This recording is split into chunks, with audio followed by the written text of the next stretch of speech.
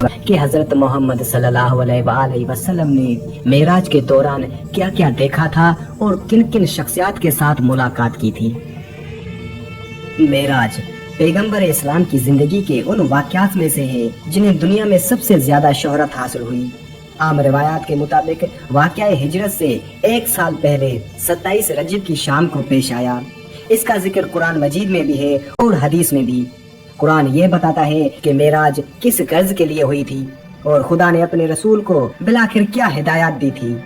حدیث یہ بتاتی ہے کہ معراج کس طرح ہوئی اور اس سفر میں کیا کیا واقعات پیش آئے تھے۔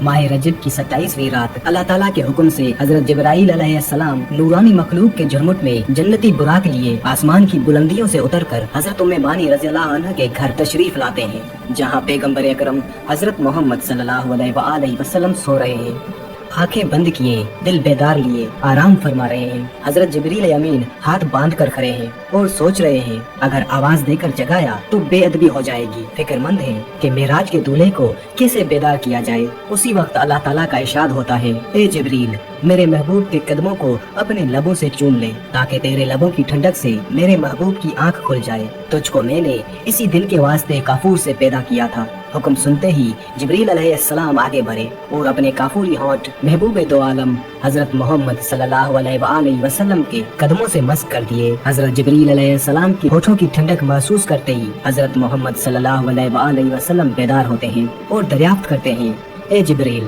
کیسے آنا ہوا؟ حضرت جبریل عرض کرتے ہیں، یا رسول اللہ صلی اللہ علیہ وآلہ وسلم اللہ تعالیٰ آپ کی ملاقات کا مشتاق ہے۔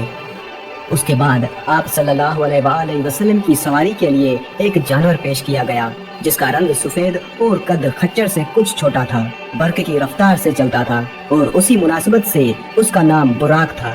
پھر آپ صلی اللہ علیہ وآلہ وسلم اس پر سوار ہوئے اور جبرائیل علیہ السلام کے ساتھ چلے۔ پہلی منزل مدینہ کی تھی، جہاں اتر کر آپ صلی اللہ علیہ وآلہ وسلم نے نماز پڑھی۔ جبرائیل علیہ السلام نے کہا، اس جگہ آپ ہجرت کر کے آئیں گے۔ دوسری منزل طور سینا کی تھی، جہاں خدا حضرت موسیٰ علیہ السلام سے ہم کلام ہوا۔ تیسری منزل بیت الحم کی تھی، جہاں حضرت عیسیٰ علیہ السلام پیدا ہوئے۔ چوتھی منزل پر بیت المقدس تھا، جہاں براق کا سفر ختم ہوا۔ بیت المقدس پہنچ کر حضرت محمد صلی اللہ علیہ وآلہ وسلم براق سے اتر گئے اور اسی مقام پر اسے باندھ دیا جہاں پہلے انبیاء علیہ السلام اسی جگہ اپنی سواری کو باندھا کرتے تھے۔ ہیکل سلیمانی میں داخل ہوئے تو ان سب پیغمبروں کو موجود پایا جو ابتدائی سے اس وقت تک دنیا میں پیدا ہوئے تھے۔ آپ صلی اللہ علیہ وآلہ وسلم کے پہنچتے ہی نماز کے لیے صف بندی کی گئی اور آپ صلی اللہ علیہ وآلہ وسلم نے سب کو نماز پڑھائی۔ پھر آپ صلی اللہ علیہ وآلہ وسلم کے سامنے 3 پیالے پیش کیے گئے، ایک میں پانی، دوسرے میں دودھ اور تیسرے میں شراب تھی۔ آپ صلی اللہ علیہ وآلہ وسلم نے دودھ کا پیالہ اٹھا لیا۔ حضرت جبریل علیہ السلام نے مبارکباد دی۔ آپ صلی اللہ علیہ وآلہ وسلم فطرت کی راہ پا گئے۔ اس کے بعد ایک سیری آپ کے سامنے پیش کی گئی اور جبریل علیہ السلام اس کے ذریعے سے آپ صلی اللہ علیہ وآلہ وسلم کو آسمان کی طرف لے چلے۔ عربی زبان میں سیری کو معراج کہتے ہیں اور اسی مناسبت سے سارا واقعہ معراج کے نام سے مشہور ہے۔ پہلے آسمان پر پہنچے تو دروازہ بند تھا۔ محافظ فرشتوں نے پوچھا، کون آتا ہے؟ حضرت جبریل علیہ السلام نے اپنا نام بتایا۔ پوچھا، تمہارے ساتھ کون ہے؟ حضرت جبریل علیہ السلام نے کہا، محمد صلی اللہ علیہ وآلہ وسلم۔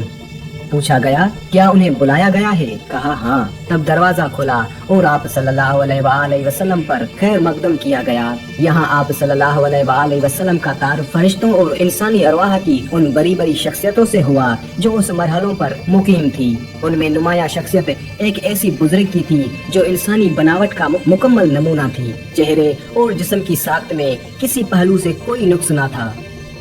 حضرت جبریل علیہ السلام نے بتایا، یہ حضرت آدم علیہ السلام ہیں۔ آپ کے موروث اعلیٰ ان بزرگ کے دائیں بائیں بہت لوگ تھے۔ وہ دائیں جانب دیکھ کر خوش ہوتے اور بائیں جانب دیکھ کر روتے۔ پوچھا، یہ کیا ماجرا ہے؟ بتایا گیا، یہ نسل آدم علیہ السلام ہے۔ حضرت آدم علیہ السلام اپنی اولاد کے نیک لوگوں کو دیکھ کر خوش ہوتے ہیں اور برے لوگوں کو دیکھ کر روتے ہیں۔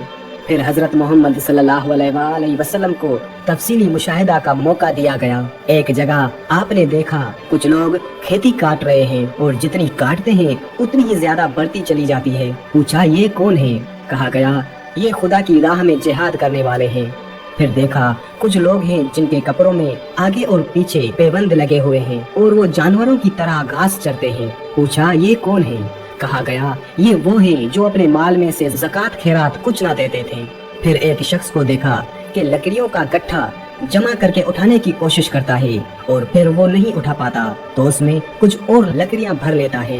पूछा ये कौन है? कहा गया ये वो शख्स है जिस पर अमानतों और जिम्मेदारियों का इतना बोझ था कि उठा ना सकता था, मगर ये उनको कम करने के बजाय और ज्यादा जिम्मेदारियां बढ़ाता जाता था।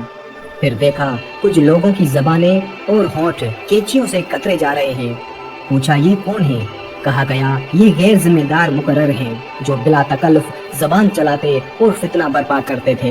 एक और जगह देखा कि एक पत्थर में जरा सा शगाफ हुआ और उससे एक बड़ा मोटा सा बेल निकल आया। फिर वो बेल उसी शगाफ में जाने की कोशिश करने लगा मगर ना जा सका। पूछा ये क्या मामला है? कहा गया ये उस शख्स की मिसाल है जो गैर जिम्मेदारी के साथ एक फितनागेज बात कर जाता है, फिर नादम होकर उसकी तलाफी करना चाहता है मगर नहीं कर सकता। एक और मकाम पर कुछ लोग थे जो अपना गोश्त काट काट कर खा रहे थे। पूछा ये कौन है? कहा गया ये दूसरों पर ज़बाने तान दराज करते थे। उन्हीं के करीब कुछ और लोग थे जिनके नाखून तांबे के थे और वो अपने मुंह और सीने नोच रहे थे। पूछा ये कौन है? कहा गया ये वो लोग हैं जो लोगों के पीठ पीछे उनकी बुराइयां करते और उनकी इज्जत पर हमले किया करते थे। कुछ और लोग देखे जिनके होंठ ऊँटों की मुशाबह थे और वो आग खा रहे थे। पूछा ये कौन है? कहा गया ये यतीमों का माल हजम करते थे। फिर देखा कि कुछ लोग हैं जिनके पेट बेइंतहा भरे और सांपों से भरे हुए हैं। आने जाने वाले उनको रोंदते हुए गुजर जाते हैं मगर वो अपनी जगह से हिल नहीं सकते। पूछा ये कौन है? कहा गया ये सूदखार हैं। फिर कुछ और लोग नजर आए जिनके एक जानिब नफीस चिकना गोश्त रखा हुआ था और दूसरी जानिब सरा हुआ गोश्त जिससे सख्त बदबू आ रही थी। वो अच्छा गोश्त छोड़कर सरा हुआ गोश्त खा रहे थे। पूछा ये कौन है? कहा गया ये वो मर्द और औरतें हैं जिन्होंने हलाल बीवियों और शोहरों के होते हराम से अपनी ख्वाहिशात नफ्स पूरी की। फिर देखा कुछ औरतें छाती के बल लटक रही हैं। पूछा ये कौन है? कहा गया ये वो औरतें हैं जिन्होंने अपने शोहरों के सर ऐसे बच्चे मुंड दिए जो उनके ना थे। उन्हीं के मुशाहिदात के सिलसिले में हजरत मोहम्मद सल्लल्लाहु अलैहि वसल्लम की मुलाकात एक ऐसे फरिश्ते से हुई जो निहायत तर्श रूई से मिला। आप सल्लल्लाहु अलैहि वसल्लम ने जिब्राईल अलैहिस्सलाम से पूछा अब तक जितने भी फरिश्ते मिले थे सब खंदा पेशानी और बशाश चेहरों के साथ थे। इन हजरत की खुश्क मिजाजी का क्या सबब है? हजरत जिब्रील अलैहिस्सलाम ने कहा ये तो दोज़ख का दारोगा है। ये सुनकर आप सल्लल्लाहु अलैहि वसल्लम ने दोज़ख देखने की ख्वाहिश जाहिर की। उसने यकायक आप सल्लल्लाहु अलैहि वसल्लम की नजर के सामने से पर्दा उठा दिया और दोज़ख अपनी तमाम हौलनाकियों के साथ नमूदार हुआ। उस मरहले से गुजरकर आप सल्लल्लाहु अलैहि वसल्लम दूसरे आसमान पर पहुंचे। यहाँ के अकाबर में दो नौजवान सबसे मुमताज थे। तारुफ पर मालूम हुआ ये यहिया अलैहिस्सलाम और ईसा अलैहिस्सलाम हैं। तीसरे आसमान पर हजरत मोहम्मद सल्लल्लाहु अलैहि वसल्लम का तारुफ एक ऐसे बुजुर्ग से कराया गया जिनका हुस्न आम इंसानों के मुकाबले में ऐसा था जैसे तारों के मुकाबले में चौदहवीं का चांद। मालूम हुआ ये हजरत यूसुफ अलैहिस्सलाम हैं। चौथे आसमान पर हजरत इदरीस अलैहिस्सलाम, पांचवें आसमान पर हजरत हारून अलैहिस्सलाम, छठे आसमान पर हजरत मूसा अलैहिस्सलाम हजरत मोहम्मद सल्लल्लाहु अलैहि वसल्लम से मिले। सातवें आसमान पर पहुंचे तो एक अजीम शान बैतुल मामूर देखा जहां बेशुमार फरिश्ते आते और जाते थे। उसके पास हजरत मोहम्मद सल्लल्लाहु अलैहि वसल्लम की मुलाकात एक ऐसे बुजुर्ग से हुई जो खुद आप सल्लल्लाहु अलैहि वसल्लम से बहुत मुशाबे थे।